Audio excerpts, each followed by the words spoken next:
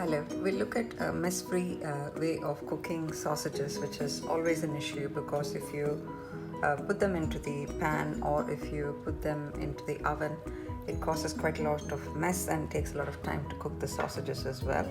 So we'll look at an easier way of doing this. So I've got a small pressure cooker here, and within this I'm going to be adding 2 tablespoons of water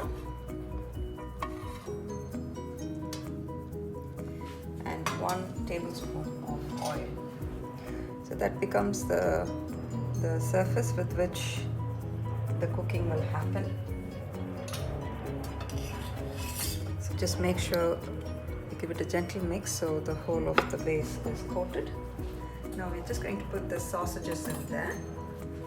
Sausages are basically just ground meat of any red meat like lamb or pork or even chicken that is put into an edible layer.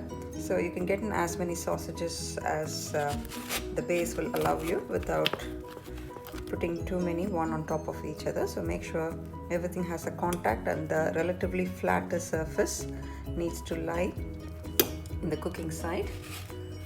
So let's see how many we can get in there. So I've got 5 sausages in there. So they're really good sources of protein for young children. So, and we will cook this at a moderate heat for 6 minutes. So you had 3 whistles in 5 minutes. So I've switched it off at 5 minutes now. So we're going to see what's happening inside. I'm just going to let the pressure release. So let's just open it and see what's happening.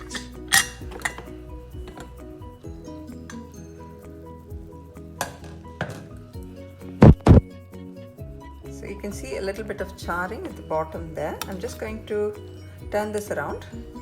So it is fully cooked. You can see it coming through the outer layer and some charring at the bottom, which is desired for cooking the sausages.